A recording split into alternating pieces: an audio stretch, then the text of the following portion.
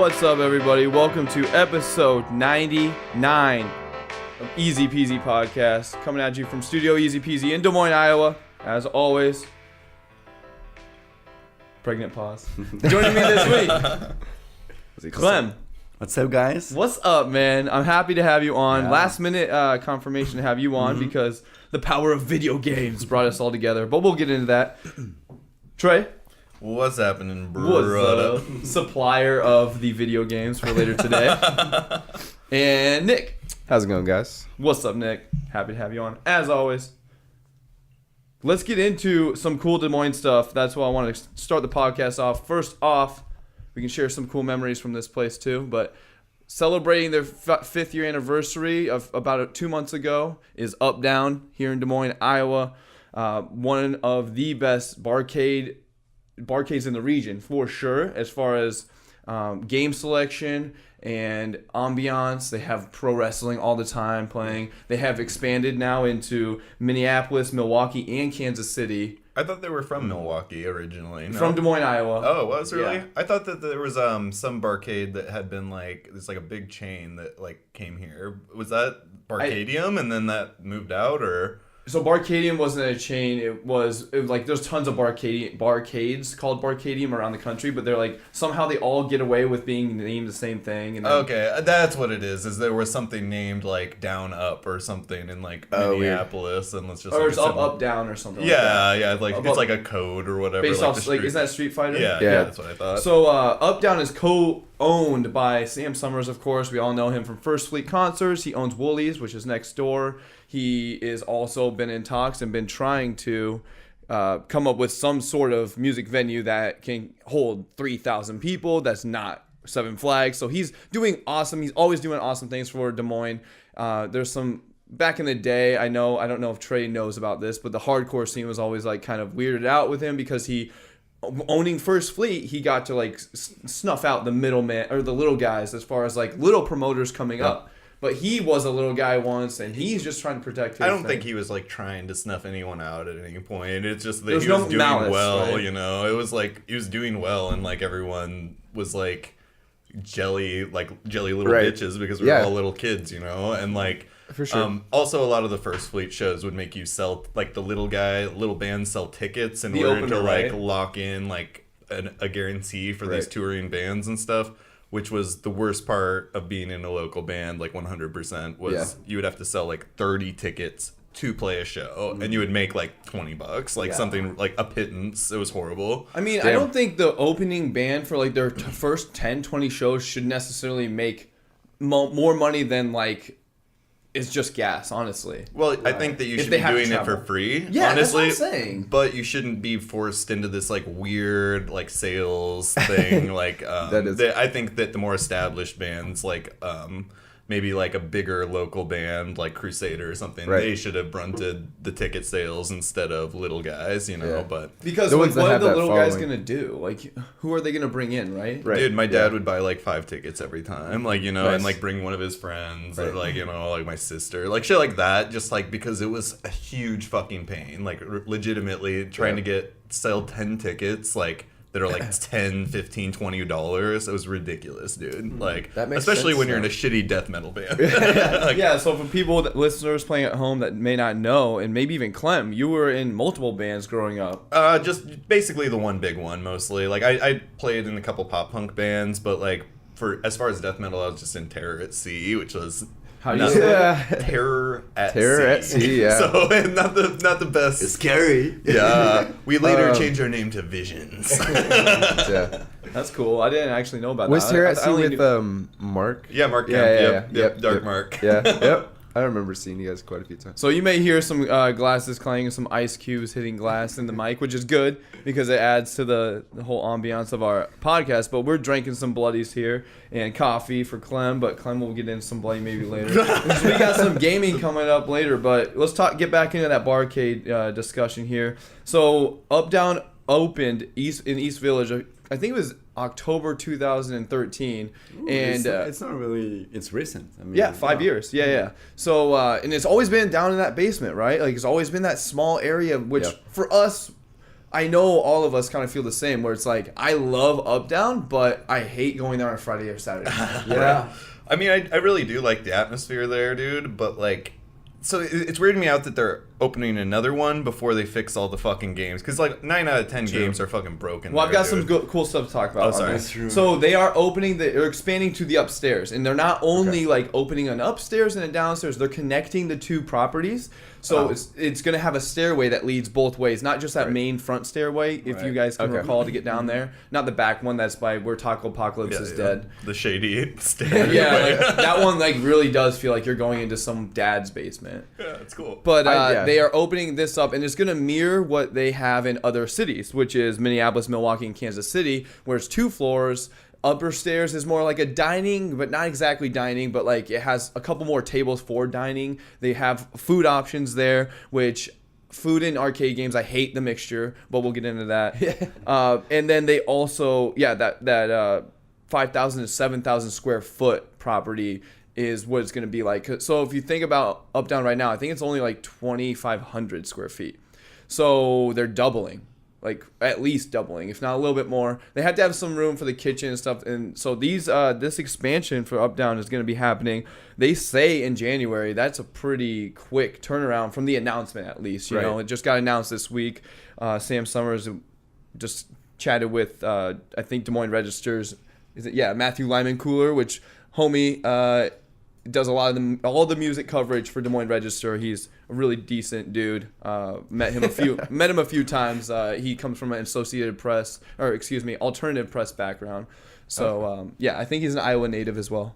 But the construction should start and be completed as of early December, actually. So it could happen like a grand opening type thing in January, which is I'm super excited. Yeah. Some of my favorites. January 2019? Yeah. Oh, my. Yeah, within the next month, essentially. Okay. Some of my favorite memories of like just day drinking with you guys and like Sunday fun day type things are stem from an UpDown experience. So 2 things. That food situation. I want to talk to you guys about this because it reminds me of Happy Joe's back in the day on 86th Street. And man, I loved Happy Joe's. And I loved eating pizza, of course. And who can forget Chuck E. Cheese? But right. Food, greasy food, there's finger food, like appetizer type food, and arcade games just do not mix well. They mix less than beer in arcade games, which beer spilled, sticky, ciders, you know. So what is that? How do you guys feel about that? I think the food's less bad than the beer because like the beer permeates everything. Like if you're at a bar, there's beer sunk into like every fucking inch of crevice. the place. Yeah, and like that's why all those video games are defunct because people have spilled whole beers on top of them. Right. And like, but the food, it's like I think it's a super smart move with Taco Apocalypse closing because like that's like such a like. There's no food right there, you know what I mean? And now they just like literally cornered that corner, you know what I mean? Because what else is there? Like Locust Tap across the street, and then that House of Bricks trash, you know? It's like a Mexican restaurant. It's a Mexican restaurant now. It just keeps changing hands for a good reason. Like it's hard to have a property on that corner. There's no parking near. You have no parking lot. Right. And so they're really just like trying to sell to people that live down there that can walk there, but there's too many options in East Village. I mean, that's what I love about East Village is there's always like there's a tea place at Gong Fu Tea, awesome tea place. There's Ray Gun. There's a dance hall, a shitty one like that people just do a bunch of like drugs in the bathrooms. I'm sure at Lime Lounge. But like if you go to Lime Lounge during the day when there's like actual like normal people there, like they make really good mixed drinks. You know, They do. But yeah, I think you're so right. So you had a good point a few minutes ago, Trey, with the games. The games are all there's a few games that are just busted, right? Yeah. And it's kind of annoying with the skee ball how we were all like having a time of our lives playing skee ball, and then like halfway through our session, we realized the middle one, I believe, is like jacked up and it won't count your score. The balls, there's you don't have the same like amount of ball. Then a couple of them were missing. So of course it's still so hard if you're in the middle to score. Yeah, it's like missing like 2 balls, and then so you'll like when you put in a quarter again, you will be using your first 2 balls to finish off that game because it counts like it's like 9 balls like to finish a game. But then the right one like just gives you ridiculous scores. Yeah. I figured out how to hit those like corner ones like by bouncing it off the wall. and then like I would get like 2,000 points off of like a 500. I was like, well, I'm doing pretty good over here, Dutz. No, that's true. Yeah, this one is skee ball is probably the most effective. Even the Pac-Man. Yeah, That's so very well. you guys know listeners playing at home, he's talking about the Pac-Man that's like the 4-player, you have like 4 spots. It's like a square tabletop. Pac-Man versus tabletop, yes. You know, yeah. like, and it's really fun. Like I absolutely it's loved one of the it. best games ever. Oh yeah, of arcade. Yeah. Totally. And that's why it's front and center. Like, and that's Lydia and I took some engagement photos playing. And I'm not gonna lie, during those photos, he probably has like Andrew Farron, our photographer, has some shots where he's like, dude, I can't use this because just me going like, what the fuck? Because like I'm never use the pink one, guys. The pink one's jacked up and it won't turn. But yeah, great. you guys are, so like Beautiful memory. basing this conversation on the fact that Trey brought up, like, hey, so there's some games that they have to fix. I just found out with this article that this has been 3 years in the making, and they have a storage unit. Of course, I didn't think about this, but of course they have a storage unit that houses 300 other arcade games right now. So they have, and I'm sure that is something they share across, all 4 locations, since all locations are within, Minneapolis 4 hours away. Milwaukee about 6, That's Kansas so City cool. about 3. Yeah. So like in somewhere in Des Moines, totally they have makes this sense. gigantic storage unit. Let's find it. Yeah, I know, right? Does anyone watch Bob's Burgers or Yeah. anyone? There was The a burger. There was a more recent one where like they were all like trying to win like this dune buggy or something like that, and then they're trying to beat all the like tough carnival games at the arcade that no one can beat because they're all like the ones that you cheat at or whatever. And then they go to what's his name? Mr. Fischoeder takes them to the warehouse that holds all of their games, and then they're just like practicing, and it's like a Rocky montage. Like, we need to do that. Yeah, dude. Well, dude, so the place has been open 5 years. My favorite character on X-Men Fighting is Nightcrawler. Like, the first time I go there, I beeline pretty much straight to the X-Men game because, like, that's one I've never beaten. I like, love that. It's, like, one of the best, like, side-scrolling fighting games of all time. For sure. Go straight for Nightcrawler. Dude, first time I try to play the motherfucker, it's broken. So are you talking about like with like recent or like back in the day? I'm saying, like, back in the day, the first time I went there, I went straight for the X-Men. Okay, and, like, went straight for Nightcrawler. Okay. To this motherfucking day, you cannot play Nightcrawler. Oh my God. Bros. Like, Yeah. if you can't play Nightcrawler, you just... You shouldn't open another floor. Fix Nightcrawler, and then we'll talk, dude. Like, we'll talk about maybe opening a second floor. That's hilarious. I thought I just sucked at that game, but No, Okay. it's really broken. Their game selection overall is very good though. Like Yeah, they they're have good Street games. Fighter versus Capcom, Street Fighter 2 Turbo Championship, I believe, and also Mortal Kombat. I think 1 and 2, if not just. Is it Mortal Kombat? It's 2. 2. Okay. Yeah. But it's weird because like the Mortal Kombat 2, it also has broken buttons. Remember, like there's just like some shit you can't do. The high punch. Yeah, Does not work on the left, I believe. Yeah, like something like that, and like on the Street Fighter, there's something broken on that too. It's not like game crippling like the X-Men, but it's like to the point where it's not fun. It's like, not fun to lose because it's something out of your control, Yeah. essentially. And like you can only switch off so many times before you're both just annoyed. Yeah, which was what we found when we were all playing. Yeah. I mean, recently, guys, we went and did like a literal 3-hour stint at UpDown. That was so much fun because for my engagement photos, just to be like out of respect, I was like, hey, we aren't drinking. It was Sober October at the time. Yeah. I do wish I would have had some drinks in me. I would have been less like cardboard and stiff in all my photos, but. I still was like, hey, I'll buy like tokens, and what's the minimum on a debit card? And she said $10, so I bought 1,000 tokens because it was like 10 tokens or 100 tokens for $1 or something crazy. What? Maybe it was 100 tokens. Yeah, I'm getting it wrong. 100 tokens. But still, yeah, that's a lot of tokens though. 10 cents a game, like essentially. But that is what you can do when you have tokens. And you're not doing quarters. Like you can flex, like. And like really give deals. Like I think on Sunday you get $2 worth of tokens if you buy one drink, and like that adds up. You know? like the 6-pack deal they have with the fanny pack, which I wish they would upgrade the quality of the fanny pack because then I would buy one. But the fanny pack sucks. It's like just like crappy, but it's free essentially. No, you can buy like 4 tall boys and you have like 6 tall boys and then like $25. Yeah, it's so not if bad. you share with someone. And to jump back to the food and drink situation, I think the drinks are you have to have drinks. I mean, in an arcade body, if you don't have drinks, that's just weird. Oh yeah. And the food is, I mean, the thing is, if you don't have drinks, you girls cannot come. You know what I mean? If the girls are not gonna come. Seriously, I mean, True. I'm honest. No, Every it's a time good we point. go, Yeah, we yeah. play. They play 1 or 2 games. After they sit at the bar and talk, between each other, and they like that. I love the photo booth, but I will say, sorry to cut you off, but I'm just remembering, I don't want to forget. The photo booth, I have picture proof of That's this, true. guys. I have it on my fridge. On my fridge,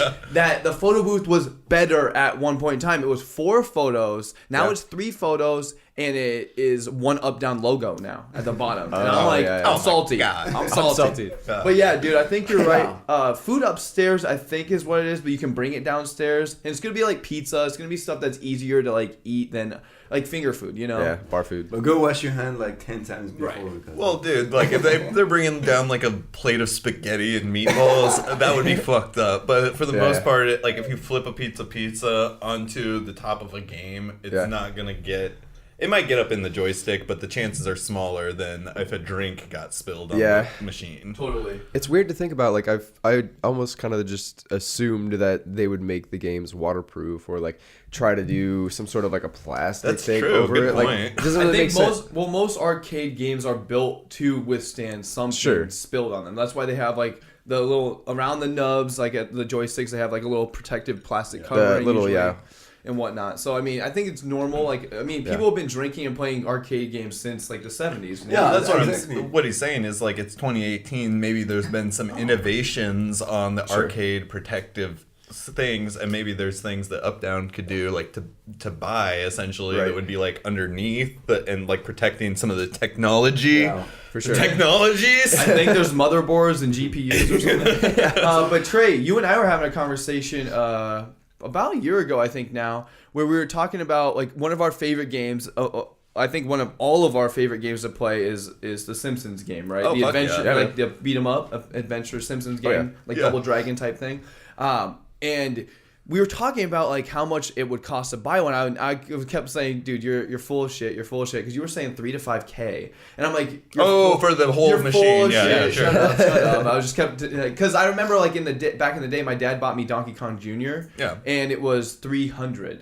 Yeah. It was like $150 to $300, and he ended up selling it and making like $25 on it, like because we only had it in like the living room for so long. But he was.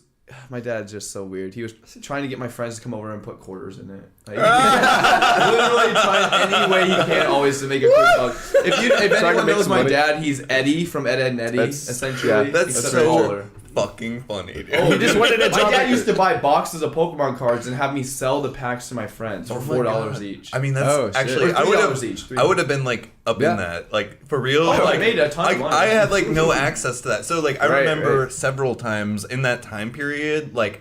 I was probably a little older because Yu-Gi-Oh had come out, and I remember stealing quarters from my dad so that I could buy these like Yu-Gi-Oh like $40 tins, and we would go to yeah. this gas station. Me and my brother in the middle of the night. Well, not in the middle of the night. It was probably like 9 p.m. It was winter. We walked like 6 blocks to this gas station that sold them and gave them like $40 in quarters for Yu-Gi-Oh cards. Wow. Oh, dude, $40 in quarters. That's insane. I was deep into Yu-Gi-Oh as well, and me and my buddy, I don't know what happened. Like I wasn't really in on it, but my buddy we lived in Altoona at the time. He rode his bike in the middle of the night to the Walmart, which is like 5 miles away. Like he snuck out of the house just so he could go, and he like stole a bunch of Yu-Gi-Oh packs in the middle of the night from Walmart. His dad found out. Like we got pissed. Like we had to like break up his friends. Like it was like a huge ordeal. Like it was insane. That's So I've been there. I've done- Yu-Gi-Oh drama, man. Dude. Like, for real. Yu-Gi-Oh was I won every single week at Regal Hobbies. Every shit. week. Seriously, you can ask all my friends back in the day. You I can had ask Exodia. anybody. And when I had Exodia, I was so good, dude. I seriously was. I won $30 to $50 in store credit every single week. And I used all that. I built up so much store credit, like hundreds of dollars. And I kept buying Magic the Gathering cards because we were all of us kids, all of us in my friend group were slowly transitioning from Yu-Gi-Oh to Magic, and eventually it was during Onslaught block, one of my favorite blocks, right after Odyssey. That's right when I got into it, like pretty hard. You know? Dude, you're about a year older than me. You just turned. Oh, you're about 2 years. You're a year and a half. Yeah, for sure. Oh, about 2. Yeah, actually. Yeah, I hit the dirty 30 this year. Yeah, I hit the dirty 2 months in, and let me tell you, boys, I've seen some shit. But anyway, let's get back to what my main point was, that Simpsons legit is 3 to 5K now, and it is because of this humongous rise of the barcade again back since like 2000, I would say 13. So you 12. mean the machine? The itself. machine. Yeah. I was about to say this machine are probably old. And if they try to fix it, it's also, I think, really hard. Yeah. From what I know, sometimes it's just hard, and that's why they maybe don't fix them, because it's hard, costs money, Yeah, there's like no standard for how they made the machines. I think the electronics, from what I can tell, is probably like really old and so really hard to fix, but. You have to be a legit engineer. Like, you have to know what's wrong with the motherboard. Legit, you do. Like, you have to know how to do some things. You have to know some things. But I think it's like those guys get paid a lot of money too, like $30 to $60 an hour to work on a machine. Hell yeah. I mean, that would be a pretty sick job. Dude, you would be good at it. You can build a PC. It's pretty much that, except, maybe multiply it by a few points. Well, I think it's a lot of electronics. Exactly. Because it's just like old shit. Everything is unique to the machine because there wasn't a standard, I think we just found your calling. Seriously. You like beer a little bit. You like... a little bit. Dude. Last night, I had 2 beers at this Christmas party. Well, actually, a shit ton of wine. I was so fucking hammered. Dude. It was crazy, dude. But you don't look hungover. None of you guys look hungover. Nick is hanging in there for being up there till 2. I don't know. But I will say, Nick has a bloody in hand supply. It helps. Yeah. Cheers. Thank you. Cheers, guys. Cheers. I've never been a hair of the dog kind of guy. You know what I mean? So hair of the dog, what's the wait? How is that? It's like a werewolf thing. Okay. It's like you get bit by a werewolf, and then you need hair from the dog to cure yourself. I'm pretty sure. I feel like I just made that up. But. Dude, if I just made that up, I'm so good at storytelling. I don't want to stress you, but dude. A children's book coming. Let's keep up the conversation with some cool stuff happening here in Iowa, guys. Adventureland's about to add a $6 million roller coaster to their arsenal, which they already have. For listeners playing at home, this is our homegrown awesome adventure. It's our homegrown theme park that has been around for since the 70s. It's really, really old, but they've got really, really good choices for roller coasters. Honestly, for a smaller Iowa theme park, they have the Dragon, which was built in 1990. They have the Monster, which was built in 2016. They have the Underground, which is, I can't believe they call that a roller coaster, is built in 1996. And I can't believe it was built in 1996. I remember it coming out, dude. So I was going to say, I thought I did too. And then when I saw the Wikipedia page that shows us this, I was like, oh crap, it really was built the same year. I was enthralled with it. I was so obsessed with the Underground. Did the animatronic guy in the Underground scare the shit out of you the first time you went on that thing, dude? I was like, I don't want to go on this motherfucking thing. It's gonna go so fast. Look at this robot. He tells you he builds a story, man. Yeah, he's a storyteller. He's got the lore down, Yeah. Back in the day, the Underground. So you got all the signatures on the wall when you're waiting for the panels to open, so you can walk in. Yeah. Pistol Pete, son. The Tornado. Honestly, my favorite roller coaster is the Tornado, which was built in 1978. It's hard to believe until you ride it and then you see it. Yeah, that makes it feels like honestly, it was built in 78. Yeah, I just remember my dad always being like, "Oh, you see that there? That's where they're doing all the repairs," and you can just see new wood pieces that they always put. And I'm just like, this thing is gonna go down in flames one day. So go ahead. I love the little tidbit here that is available to us online here that says that up until 1997, two carts, the red and the blue, would go at the same time, but would be barely what's it called?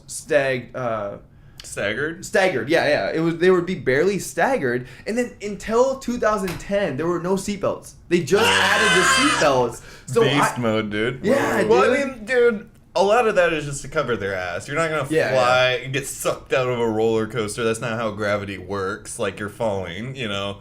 I mean, but then there was probably that incident with that the Himalaya. You know what I'm talking about? So the one that just goes in circles.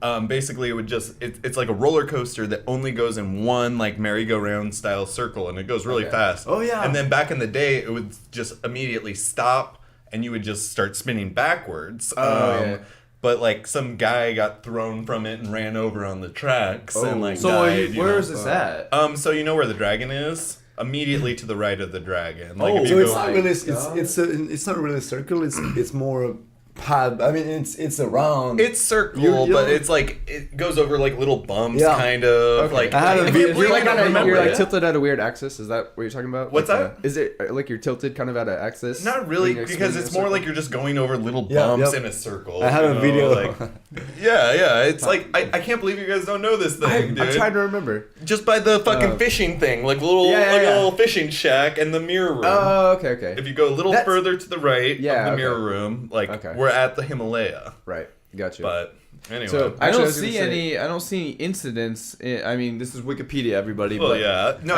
I swear to God, it's a thing that happened. The media covered it up. So they're saying that there was. They're saying that there's something that happened in 2006 in the tornado, and there's something that happened in the Raging River in June 2016. So that's actually pretty fresh. Well, they legitimately stopped the reversal of the machine because of it. Like, so now it only goes forward to like avoid. The Himalaya, though, I'm not even recalling like ever hearing it. Like, I think that's what it's called. I'm like 90% sure. I mean, that name sounds familiar. I was gonna ask though, have you guys had any sketchy things happen at? Because I have. Hey man, go ahead and spill the beans. Or just like like a scary thing that happened. So okay, what's it called? The space shot. Yeah. Okay. You just straight shoot up. People's phones fall out of their pocket all the time on that, and like you can get a concussion, like get smacked in your head. But I want to hear what happened with you. This was like early 2000s, I guess. I don't even know. But in Altoona, like going to fucking Adventureland is like the tightest thing to do. So you gotta go at least 20 times. And one time when I was on the space shot, they have to check your thing, so they like crunch it down and they put the little thing in. And like the thing's supposed to lock first, and then your thing clicks. Your seatbelt clicks in. My thing didn't lock, so click. You mean? Yeah, it didn't click. Yeah. So like it wasn't locked in, so it was just like moving back and forth.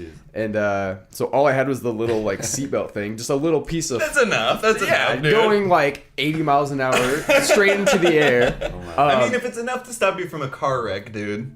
I mean, I guess, but it was still sketchy because I was just holding on to it like. I love that video where it's like a mom and her kid like on a space shot type ride, and he's just like screaming bloody murder for like 20 seconds, and then he just passes out because he's so scared. Yeah, and she's like laughing her ass off, like looking over, like she's a really big woman, but she still can creak her neck kind of over and like. He like just keeps coming back and forth. Yeah. He wakes back up. Man. He's like yeah. Did you see the guy that in the news? He was like paragliding and he wasn't clicked in. Oh my god! Did you see that? No. It just happened recently. There was a guy that was like paragliding. He was like an assisted paraglide or whatever, and he wasn't supposed to be like strapped into a harness or whatever. But then the instructor just like takes off, and he wasn't strapped in at all. So he was just dangling in the air like couple hundred feet in the air this whole time for like. And he was holding on? There's a video, we can find it. He was just soaring through the air, and he was just fucking and he hung on the whole time. Dude, I've done hangs. I've done hangs at work to like build up like my strength, my grip strength, just because I can barely do any pull-ups at all. Like even right now, I've been lifting for like almost a full month. I still can't really do more than like 3-4 pull-ups at a time. Yep. But pull-ups are hard. Oh, dude, so hard. There's the whole record holder, Goggins. I forget his first name, but he's done 17,000. In a row? 17,000 not stopping. Yes. That's wait. psychotic. So what I'm saying with David Goggins, He just died after that. No, he got some muscle deterioration thing that happens when you work too hard. Yeah. Like, of course, obviously, I forget what it's called, but David Goggins, he has this amazing book out. I just bought it for my sister for Christmas. Might not be here in time, but I'm gonna try booting that up maybe. You're talking about not a roller coaster, but paragliding, like yeah, exactly. So I know what you mean. I saw this video, so scary. Did you? Okay. Yeah, I saw the video. It's like a legitimate nightmare. The guy is like holding the thing just and hanging onto the bar the whole time, like hundreds of feet in the air, just like sailing over like little towns and stuff. And like you're probably, if you're hanging on in a weird way, you're probably not in control of your shit. Or was the other guy was. The other guy. Yeah. Jesus. It's two guys, and so I think it's maybe the person and this is it. the instructor or whatever. Yeah. So we're watching right here. Nick, can you give us a narration? Dude, I love it says me. Attached, not attached. So it's like a guided tour thing. What the fuck? Yeah, I don't even know why they thought it was okay to take off. But look how high up in the air you are. That's cool though. I mean, so he ends up falling more, and then he's just hanging on to the bar. guy and the guy. Yeah. oh my god. But dude, how high up you are? Like This guy's coming down though. He's doing it. Yeah, of course. They actually fly for quite a while. Yeah, because there's no. He's like looking probably somewhere to drop. That's what I'd be doing. There's nowhere to land. Yeah, Look, no, it's not. Oh my, yeah, it's getting This is really scary. long. over Listeners trees playing at and home, stuff, I'll like- put this in the show notes for sure, so you guys can watch along with us at about 30 minutes into the podcast. But this is really intense. Like, Dude. there are like over hundreds of trees. They're about to go over a gigantic Did cliff. you see the coach touch his back, like Right. kindly, Right, like trying to be like, you got this. No, it's like how long can the adrenaline at He's this point going- is in Sure. full effect. Yeah. No, you're totally right, Trey. I know, like with adrenaline, I could hold on pretty long, but I've done full minute hangs on just at the gym, and that's so tough. Even with every time I die pumping through my ears. But just look how high up and Yeah, how I mean, long you're just they're actually going. Like, it was insane. At this time, you're just thinking, I need to survive, Right. So, Totally. Yeah. Hang in there, The man. worst part though is like your hands would start sweating. Yeah, Like, I yeah, know if totally. I was in a life and death my hands are situation- sweating right now. So. I'm like thinking about it, dude. Yeah, same, dude. Actually. It's actually so funny because I was just thinking, wow, my hands are clammy for like they never are, but they are right now. Knees weak, mom's spaghetti. Oh man! Dude. So he's guys, he's downgraded to holding on to the left pant leg, and the left hand is holding on to the bar. He's almost there. Oh, this other guy seems man. like he's holding his left hand as well. So at this time, he's like, okay. Oh yeah, he's got it. He's made it Yeah. pretty Right, much. no, they're good. Oh, Like, let's if see the landing, If though. you fell there though, it would still you would still eat shit Oh, and like you could break your neck easy. Oh yeah. Oh yeah, dude, it's all about the neck, dude. People don't think about it. It's not break your leg. Who cares a shit? Here he goes. Oh man. He barely made it. That's gotta be Dude, that guy is a goddamn motherfucking. Look how survivor. fast he's going though. Like, I know, that's still. what I'm saying. Is like, wow, cool. Oh, they have wheels. tires. That would be so. That would be. So we're talking about how this guy almost died, but that would be like legit. Like so dope fun. tires, bro. Yeah. Like, for real. That makes sense. I didn't know how they landed. I guess I thought they were just like running it out. Like, Cool. I'll make sure this is in the notes for you guys listening at home. Thank you for bearing with us. That was actually really fun to watch. But let's get back to the Adventureland story because I still think it's really cool. The new roller coaster is going to be called the Phoenix, and there's some things about it that I'm not super jazzed and super excited about. I'm trying to bring it up here for the listeners playing at home, but so yeah, it's a family fun roller coaster. First of all, so that's. Right Slow. away, when I think about that, it's like, okay, the height limit is going to be below 48 inches. So we're going to have a lot of screaming kids. But the top speed is 40 miles per hour. So my favorite roller coaster at Adventureland is the Tornado for that drop. In that drop, you reach speeds of 65 miles an hour, which is... very high. I mean, there's the Worlds of Fun that does like 100. That's what I was gonna say. Is like a lot of our roller coasters are made like look like little bitches compared to like any of the Worlds of Fun ones. Like I don't even think that there's a Worlds of Fun one that goes under 60 miles an hour. You know what I mean? I've never been to another theme park actually. I don't Same. want to, dude. I don't want to go that fucking fast, bro. So you're not a roller Dude, I coaster totally person? want to. So I like Same. don't mind the the Adventureland ones, but I'm not trying to do that like Superman shit where you're like laying down. Oh, yeah. Or like I'm not trying The ones to where you do, just go backwards. like shit like that. Dude. I don't Like, care about it either. Like I don't care about laying down either. I just don't want to. Like, I mean, I like sitting, and I like being like not shitting my pants. You know, like I like going, I like the nosedives, honestly, because like that's where you feel the most like you're flying. Like, so what I was gonna say is the one of the other main popular roller coasters at Adventureland is the Dragon, and so the Dragon's known for the double loop-de-loops. Right. And the loop-de-loops they look cool for sure as a bystander, and they are kind of fun to be in, but it's just that zero gravity makes it feel like you're not doing much. It's I all like about those. It's you chill. do okay. Yeah, so yeah, the yeah. top speed on the Dragon's 55 miles an hour. So That's cool. I didn't know that. yeah, It feels way slower than the Tornado, like way slower. that's what I'm Like, saying. And you're jerking around. I don't like the jerks. It's the wood, man. I like, yeah. Well, no, that's the Outlaw. I mean, both Tornadoes of them would jerk. too. Yeah, I was talking about the Dragon though. The jerks. I don't Right. like the jerking. It's way smoother because it's a metal roller coaster. No, yeah, Right? but I'm Like, talking about like it goes around like a sharp right or a sharp It's left. not as bad as those outlaw jerks. No. They're like, No, you're so like, right. Rip your fucking neck off, like for Right. no Ribs. reason. Like, The Outlaw looks like it's the roller coaster that was built in 1978, but that's the Tornado. The I actually Outlaw like is- the outlaw. Like, I do too. That one's like good for the nosedive. Like, I like that nosedive because it's kind of like a sideways nosedive. Yeah, but you're like it's not as spinning into fast, it. obviously. The Outlaw's but- fun because I like to put my hands up, keep my hands up kind of thing, and it's like you almost feel like you're gonna hit those like wooden bars above or like Yeah, I feel the that. planks above, so that's kind of fun. kinda But fun, the like Outlaw you was could built really in hurt yourself. '93, so guys, this is the first roller coaster at a new roller coaster at Adventureland, I think since '96, if you're still counting the what's it called again? I The mean, Underground. pre-Monster, because the Monster just happened a couple years ago, right? The Monster's 19. Oh, I guess you're right. Duh. What am I just? Just a couple years ago. 2016. You're so right. You're so Yeah. right. Good job. I've never gone on that one. It's don't actually tight. Every time I'm pretty sure It's always broken, right? Yeah, it's like down. I think the Oh. last time I was there was down. I'm pretty sure I've The ridden last it, though. 2 times I've been there, it's been down. Really? Like, It yeah. cost $9 million. So if you this wanna- was a pricier. This is the highest costing roller coaster or ride, I should say, at Adventureland, the Monster. Crazy. But I mean, if Yeah, you played yeah. Roller Coaster Tycoon, like Yeah. the biggest problem Oh, with man. rides is they break down constantly. Dude. So One of the like Dude. top 100 reasons why I fell in love with Lydia is because she's like one of my favorite games ever growing up, Roller Coaster Tycoon. I'm like, hell yeah, girl. I love all the Tycoon games. Like I Oh, love yeah. Fast Food Tycoon, which I got at a Dollar General as a What? kid. Yeah, well, because it's not high seller like Roller Coaster, but so Roller hilarious. Coaster Tycoon's so good. It just came out for the Switch. yeah. All the expansions, of course, they're like selling it at a premium because Nintendo Yeah. tax, but it's $40. But I still was like. Valentine's Day? Can I get that for Lydia? Yeah. Quote That's what unquote. I'm gonna do, a co-op game for Madison's birthday. You know? yeah, Yeah.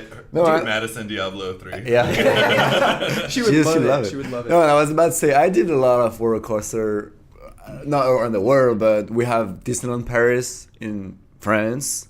And so I did Disney, and I went to actually Universal Studio Yeah. in LA, and it was really cool because Nice. it's not just roller coaster, it's also shows. So for instance, they did a show of this movie Waterworld. Yeah. with, Yes! Kevin I Costner. love Waterworld! This movie is amazing. I love this movie, and they did a show, an hour show, like fire everywhere, Well, I mean, they water have and to do stuff. that, 'cause you yeah, wait in yeah, line the whole exactly. time, That's like- that's Universal, but they also have really cool roller coaster. And I went to Seven Flags in Chicago, big Adventureland. Park. So really cool, and Adventureland is really cool too. Yeah, it's So- actually not bad. It's guys. not too Like, bad, So yeah. it definitely doesn't compare to like the Worlds of Fun or the Universal or Disneyland, of course. But Right. I don't know if Disneyland really has any crazy roller coasters. Probably not near as much as like Worlds of Fun, I would assume. But Was it Space Mountain or whatever? I Yeah, know that's it's Space like a popular Mountain. one or whatever. Yeah, Space Mountain was. what do you guys think about the photo op? Like, like getting because I kind of when I was like younger, like a teenager, I would love to actually like pay for the photo of all my friends and I like going down super quick. And I think on my wall I had like 3 years or 3 visits worth like when I was younger, like just of all my friends and I. Do you guys? I you did guys that ever do once on the long ride where I was like doing like Raging River. Yeah. whatever. Or no, the Shaka log bra. ride. The Raging River is the raft. Okay, you're Yeah, right. The You're log ride is like were in a log, but they took that shit out, dude. Yeah, but it's still there, but it's not operating. But right now they say no pictures of the pictures because people shoot. I know, with take phones, you can pictures. still take one that's better than that grainy photo. Right? So you brought up a good point. I was going to talk about Universal Studios in 2020 in Tokyo. Universal Studios is going to have Nintendo theme park area, a whole gigantic park out in Tokyo. Also happening in Tokyo in 2020 is the Summer Olympic Games. So there's so many reasons to go out to Japan and Tokyo in 2020 , but I think obviously we have other plans with Burning Man possibly, or maybe not. Yeah, something big. But I don't know if you remember. I mean, honestly, Tokyo would be tight. I think so. Daniel, our friend who lives in San Francisco, was saying something about a new park where they put a kind of watch or bracelet on you, and you actually play a movie. Like you are part of a movie. Like you can get robbed, you can get captured, you can get like stuff happen to you during an hour, and after they kind of make a movie out of that. I don't know if you remember that. That sounds cool. Like, just have people filming it and like, putting you into scenarios. You have rollercoaster, and then you can pay $20 each for that DVD. Right. And you get like in a real It's an interactive experience. Yeah. And with technology getting better and better, we're going to have more and more of those experiences. I mean, some of the main rides at some of these bigger attractions at these bigger theme parks are like VR oriented. That would be tight. Nick. It's like totally a side thing, but with like the interactive experience things, I've been wanting to check out one of those like escape room things. Oh yeah. So I just did one for my work. It wasn't the escape room. It was called a breakout room or something like that. It's like a knockoff, and I do that in quotes because it's not really like it. Escape room doesn't own the whole genre, but it was fun. It was kind of like... Yeah, I didn't know if they would be lame or not. Like the one that I did, it wasn't the escape room, which the escape room is really, really fortunate and really successful because they have awesome partnerships with other IPs around the whole entire world. Like they have a Legend of Zelda one, which would be so sick, right? Mm-hmm. But like that one's gone. They had a Harry Potter one. They have a Lord of the Rings one. Okay. All these like awesome, like well-known established IPs they have themed.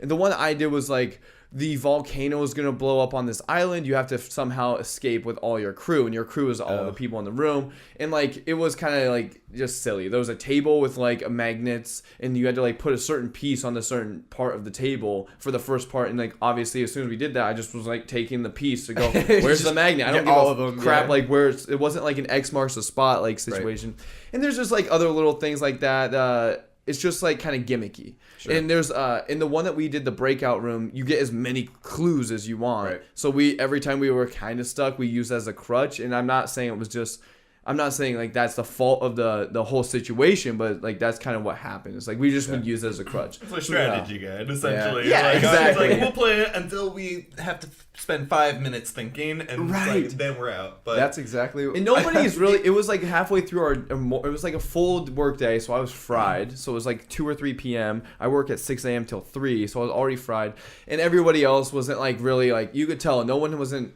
People had eaten like shit that day or something because no one's brain was really working. It was just kind of getting frustrating. Like the riddles weren't that hard, but we almost like didn't escape. Yeah, right. I don't know, man. Those things are really fun, but like I hate being in any cooperative situation where people are like not listening or like acting like they're in charge when they're like a weak link of the team and shit. And they have a big mouth though, so they just keep they're Fox Newsing it, so the loudest person wins essentially. It's supposed to be fun, but you lose your mind more than anything else. Yeah, exactly. You have to have like a crew that you're down to be stuck in a room with on an island. So I went off on my own essentially. They're all doing their one thing, like following this one guy that's being a retard. I'm sorry. He's a fucking retard. But like, so I'm off doing my own thing, like looking like I'm fucking some nerd. Like I'm like looking through books and shit, like on my own. And then I like actually do work, you know. But I don't know. It's really really frustrating when people don't want to like. Right. They don't want to be there. Yeah, they don't want to work together. They just want to be the leader or be the one.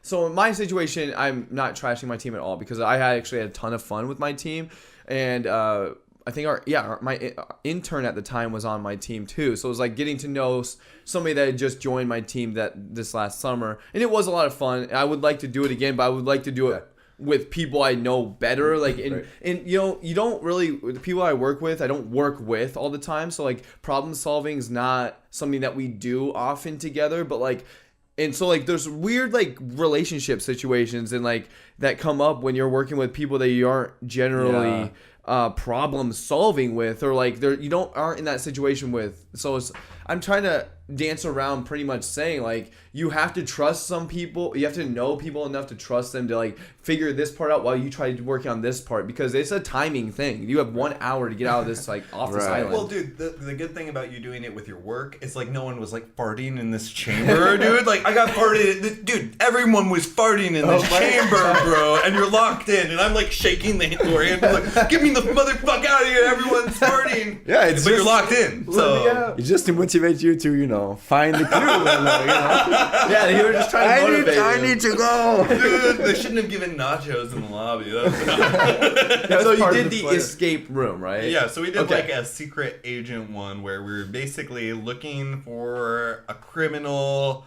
and then like deactivating a nuke. Okay. Like, so it was honestly pretty fun. We ended up finishing it by like happenstance because we were like, we have 2 minutes left. And like there's this like control panel with all these switches, and we solved like 3/4 of it, and we're like, all right, dudes, we don't have time to learn, like, solve, start flipping shit, and we ended up unlocking it. Is it like a full hour type thing? Yeah, okay. It was a long one. Was it one room? Because in my own town in Montpellier, we have one too. It's a double one, right? Yeah, it's a double room, so you are in the first room first, and at some point you find something, roof door open, you're like, oh! It's so fun. The bookshelf. Yeah. That wouldn't be something I would be against doing, honestly, like in January or something, because I've been thinking about doing January sober again. But so just really capping off the whole Adventureland topic, that was an awesome tangent, thank you guys, is the attractions in the show. So, Clem, you just got done bringing up Universal Studios. They kill it. They have amazing attractions and whatnot. That's not something that Adventureland is really known for. They have like the magician there. They have a magician guy. They have like sometimes they have some stand-up comedians. I know. Did we all go there together last summer? Yeah, I remember there was a guy playing covers, kind of by where the log ride used to be or whatever, or where it was like currently. Some guy playing like some acoustic sets, and it was like free. You could just come in, tip the guy or whatever. So I think they're kind of like going towards that, like even if it's kind of like paying a guy $20 to come play guitar. Right? Totally. Like, that was one of my like earliest like dream jobs, was to be like a airbrush like caricature artist. Like that was like, I was like, I'm gonna do that. That's gonna be my living. I'm gonna just work at Adventureland. Dude, they make a lot of money in tips, but they don't make any money per hour. You know, you're really heavily, it's just like a server probably, but like you're really heavily relying on tips, and people don't really, because they cost so much already. They're $20 for a full 8x11 and $20-$25, and so already there, people aren't going to be like, okay, I'll give $30-$35, you know. So no, I wouldn't even think that you would tip that guy. In my mind, exactly. Like if I was like, I've never bought an airbrush like I'm shirt, paying for this. Yeah, it's like, okay, already. I'm buying the $25 shirt. This guy's probably getting paid like $12-$13 an hour, maybe $14, maybe $15 an hour to paint this shirt, and like we're good. But unless there's like a big obvious sign that's like, or tip jar that's like, I live off tips. Sure. Please they aren't allowed to have those, I'm sure. You know, it's one of those situations. Probably. Yeah, they don't have the attractions. So what I was going to get at those, they're doing really good. They're doing a very good job partnering with other initiatives around the Des Moines Metro. First of all, they've held, like, I think the last 5 or 6 years, Oktoberfest. So True. Des Moines, Iowa, Altoona, Iowa, essentially is own version of Oktoberfest, which is the German celebratory drinking month, really, October. So they did that this last year, and that's we just talked about on Totally Gamescast, but with some homies, Van Wedge and Loki, I believe, in the chat. But we were talking about, I went and saw Hanson there, and dude, Hanson murdered it, man. And like they straight murdered it. It was really fun. The sound was great. Murder. But like, here's the thing, guys. Like, it's an outdoor. So picture, for listeners playing at home, you walk into the theme park grounds and you swerve left a little most of the time, because there's like the Ferris wheel and there's like some shops there, and that's pretty much like your main drive. So you swerve left, and right there, right in front of the Ferris wheel, they have like this giant open area, because most people are, to kill congestion, most people are going to the left, I think, and so to wrap around the entire park. But right there's a big area for a concert essentially, and that's what they did. They had a pretty nicely sized stage. And the sound was phenomenal. Like, I couldn't believe how good the sound was. So they're doing a good job partnering with other initiatives. They're doing holiday lights, I believe, right now. Jolly holiday lights. Yeah, they're doing the Jolly. Oh, so cool. they took it from Lake Park Zoo, I believe. Yeah, because there was always some fucked up thing happening in Waterworks or whatever. Yeah, it was always in Waterworks. Yeah, and there was something fucked up going on every year with it where I don't think it was flooding, but it was something where there was regular shutdowns where they couldn't do it. I remember that was like a big thing for my family. We would always do that every year. Go drive through. Yeah, I love that. I probably would still do it if it was there. I mean, Adventureland would be awesome if they have all the other lights going too, and then add all the Christmas stuff. Like, that would be sweet. Yeah, dude. I was about to say, I love the roller coaster, but the pool section at Adventureland is just... So, you don't like Adventure Bay? Adventure Bay. No, he said he... like the swimming... Yeah, I think it's fine. It's kind of miserable, honestly. Yeah, it's just so crowded. Last time we went, we couldn't even find a spot, You have your beer and you split your beer in the water. We just like hung out in the by the bar with like a bunch of other like sweaty dudes. Like it was like. So hold up. When was the last time we were at Juniper Moon? Juniper Moon. You remember? With Clem Antoine, got back, right? With Antoine, my friend. Yeah, Antoine was in town. Yeah. So that was before you left for France, right? Mm-hmm. Yeah. So Antoine came and visited. Homie was on episode 89, EZPZ Podcast, Detroit Hustles Harder. He's from Detroit. He's awesome. One of my favorite podcasts of the year for sure. But when we went to Juniper Moon, I was like getting a drink at the bar with Lydia before like we had a server come out to us because we went outside the patio. It was really nice. I believe September weekend, really nice house. So we were out in the patio.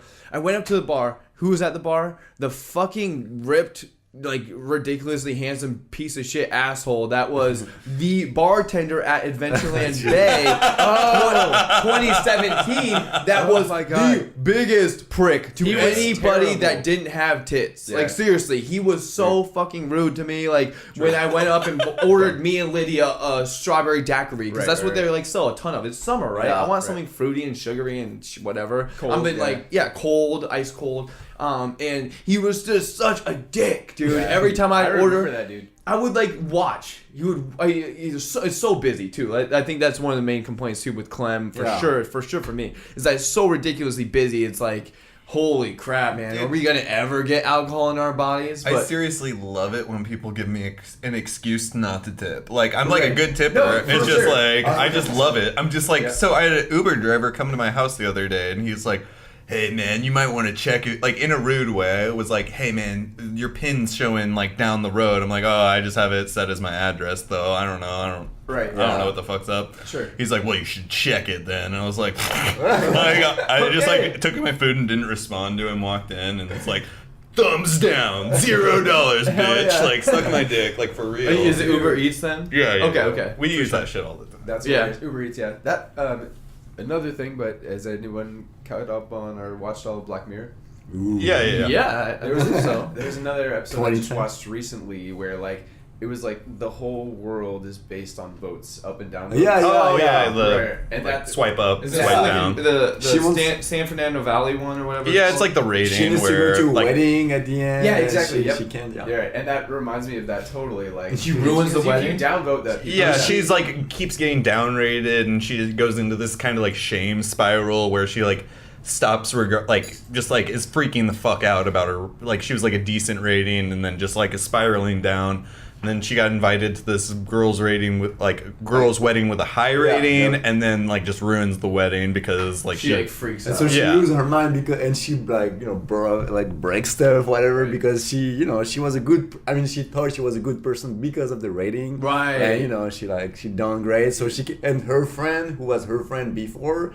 Not even looking at her, anymore, and Well, that's the thing about Uber Eats though, is like he doesn't feel the shame, and he doesn't recognize it because you don't know who does and doesn't tip you because you don't know until the end of your shift. Like you get like a mass sum. So even by me not tipping this guy, he's probably still continuing in his nasty bullshit. Yeah. But I mean, you did the right thing by downvoting.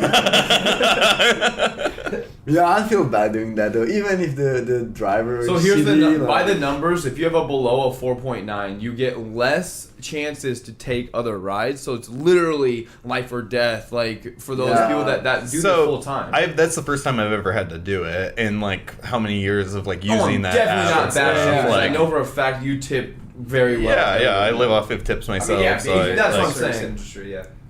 But anywho. But no, that's why sometimes I put 4 or like 3. Like one time, one guy was so shitty, and for me, it's not really like a shitty person. I don't care if he's shitty. I mean, I care about whatever. It's more like if you talk driving. about Trump or something, or like he's driving. Like this guy was driving so bad. I was like, you shouldn't be, a driver because you don't know how to drive. So I don't want people to get hurt. The GPS stuff is like really confusing and like fucks people up more. Like so personally, I never use GPS for delivering because like once you like learn how addresses work. You're like so much better, so much faster. Like I run circles around people that use GPS, Interesting. How can you care to explain more? So basically, I will be like going in and out the whole day, and like people will be sitting in their car like typing in GPS, and then so GPS sometimes will fuck you over because it doesn't know. 1 out of every 30 is still 1 out of every 30. Yeah, I would say it's even more than that. Like but probably 1 out how of many 10, trips do you think you take in a 3 or 4 hour stint? Like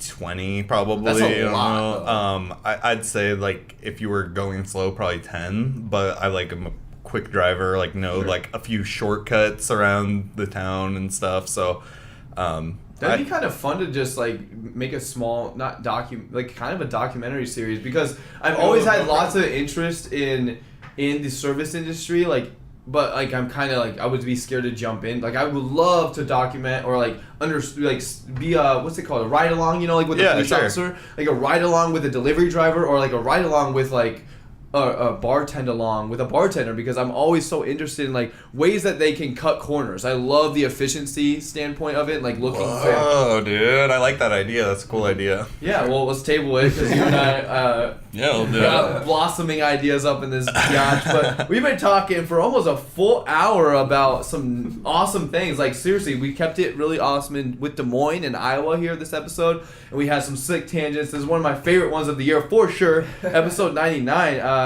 Just to close it out, you guys can check us out at TheEZPZ for sure. This will always be the pop culture, just random funness, random awesome podcast. Who knows what we're gonna have up in store in 2019? But as far as like video games, that's one of my passions. I would say number 1 passion is music festivals, music live shows. But number 2 would 100% would be video games. So you can check out Totally Gamescast. It's a live show that Trey and I have been doing every Wednesday in 2019 from 4:30 p.m. to 5:30, sometimes a little long. This last week we got to go a little long, and eventually we'll be incorporating some video games so we can play some video games with you guys out there. And so every Wednesday in 2019, 4:30 to 5:30. Next one will be the day after Christmas, so join us for sure. I'm Shaun S Johnson, but I'll toss it to Clem. Where can they find you?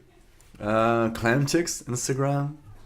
Dude, Clem, have you been getting mad follows from this shit, dude? Let me ask you this. I mean, you do have like 50, right? 50-ish follows? I don't know how much I have, but I need to...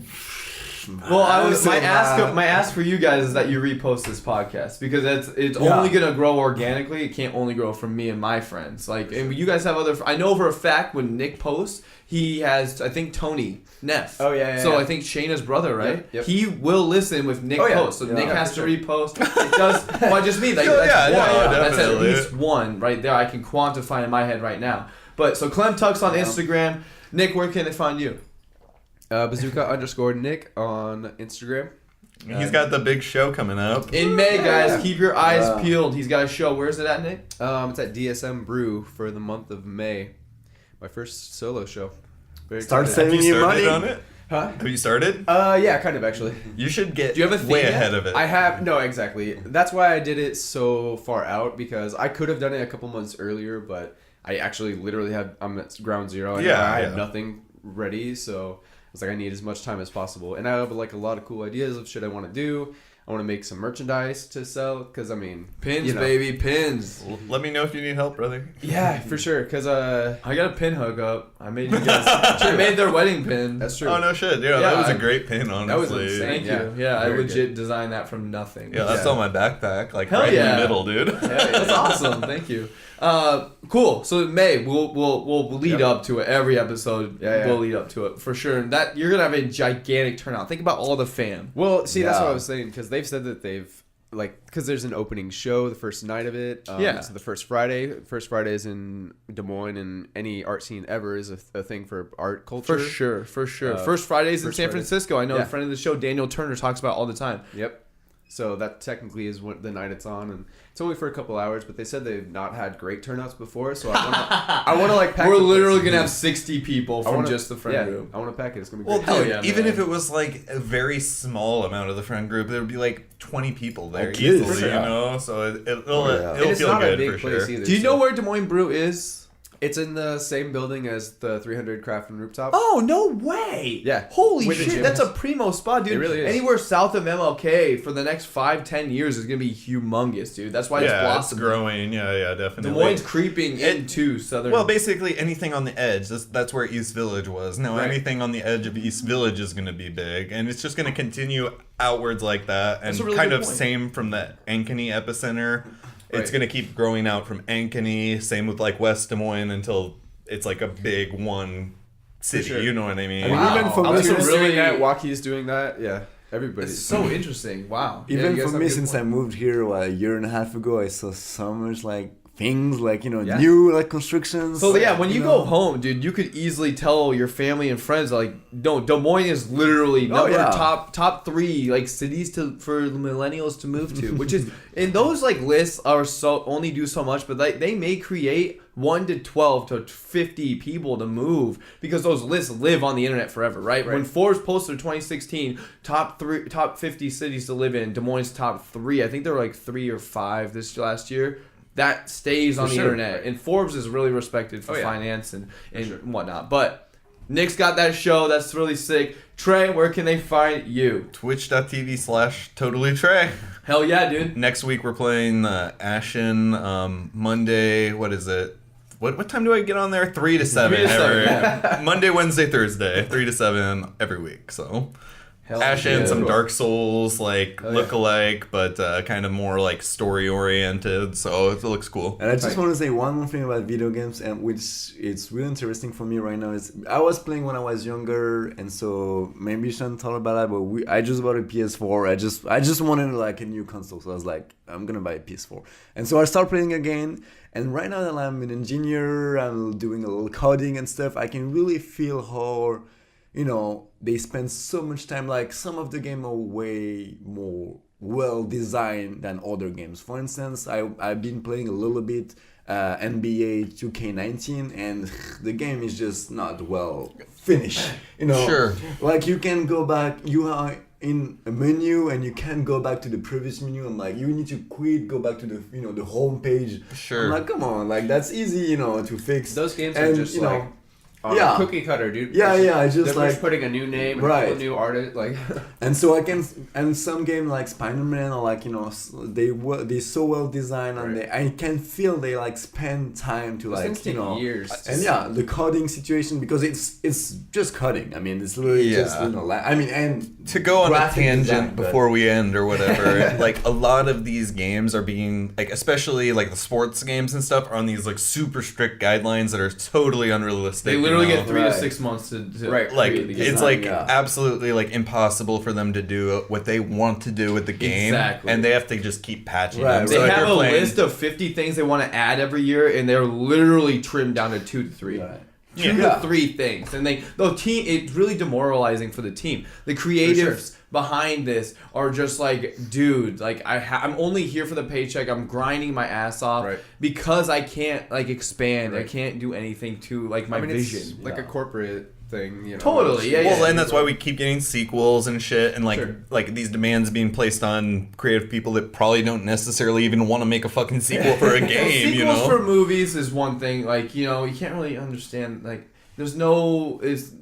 is so different. Like for video games, you build assets, you build on an engine, all these assets. Sequels give you the ability to monetize like all the work you've already done multiple times. Sure. Yeah. So like you're to build like the character model, and then you change the color and you add like a little arm guard in version 2. Like it's like politics even. Like so like the incumbent always wins. So it's like a game like not Spider-Man, Dark Souls. Dark Souls is always going to be a game like Ashen because you've already heard the name Dark Souls. Sure. So you're going to buy the blind. You're going to buy Dark Souls without even built up. Yeah, so you already know the first one's good, but it's not even the same goddamn people working on the game. You know, it's just the name that they brought over. Anyway. But yeah, the creative director might be the same, but that's really like in a few of like the heads, but that might be really it. But yeah, what I meant is I really I feel it because I'm in this industry of like the coding and IT stuff, and so that will be such a dream for me to work for a game, to make a game. You have a shit ton of options out in France. Yeah, for sure. Ubisoft has a studio out in France, I believe. Ubisoft, yeah. And in my engineering school, a lot of people for their project, school project, were making like ping pong game, How could a mechanical engineer? No, I'm electronic engineer. I'm trying to understand. Like, I just don't know. Like, I'm trying to think of like how you could get into that industry. Industry. Well, I mean, do you have the skill sets to make a small shitty game that's not good? Yeah. So I mean, to code a game, like that's not the same as mechanical engineering, though. I know there's like so many different. There's mechanical. There's electrical. There's software engineer. Like, there's 3 sects, right? So my engineering school in France is oriented software and electronics, and electrical in the sense that you need the electrical anyway, but it's also electronic. So for instance, in Chicago, I was working on a microcontroller, not for gaming, but in that sense, it's really, components, electrical component, but for the component to speak, you need the electronics behind, and so that's what we're doing.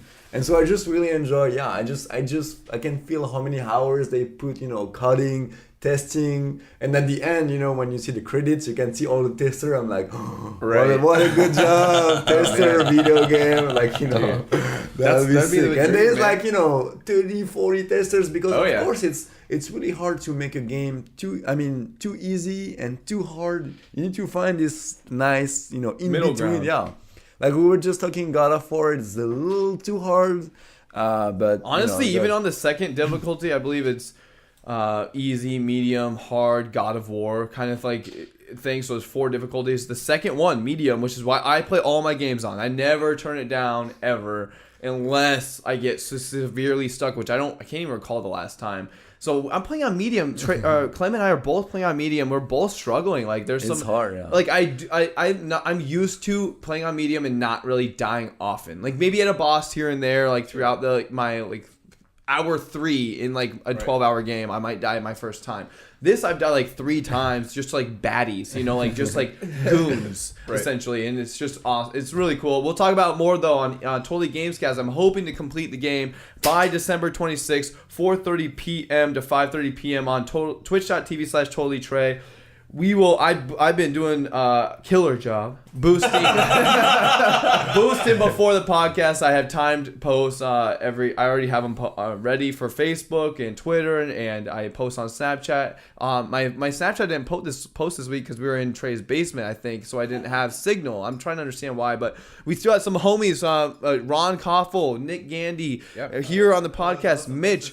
It was like a straight up hangout, dude. That's just so. It's my favorite thing I've ever done, probably. The show. Totally Gamescast is so cool because it's incorporating something I'm actually super passionate about. Oh yeah. But Nick. No, I was just saying it was awesome to watch you guys, and it's bad. I shouldn't be admitting this, but I'll just play it on my phone as I'm driving home. So I just set it up on my dashboard. I do that shit. And I'm just like, it's bad. I shouldn't be, but I'm like, yeah, hell yeah. So when you get to a stoplight, you're like, comment. Yeah, I love it, dude. Bazooka X Nick _ Nick right now. Did it? 1-0. No, it was 1-0. Trust me. I remember seeing it, but not wanting to comment. remember. But you can always change that. Yeah.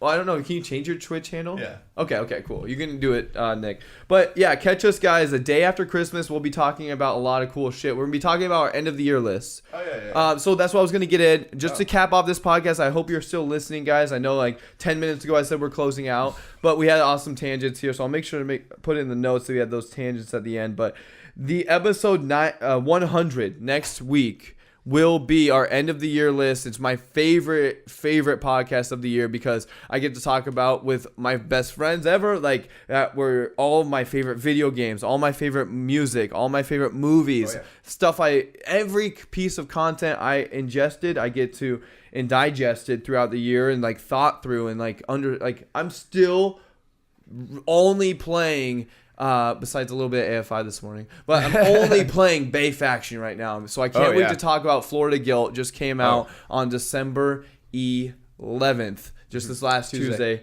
Man, this album is just is so deep, man. They're doing so much with so little. I love it. But we'll be talking about the end of the year list, episode 100.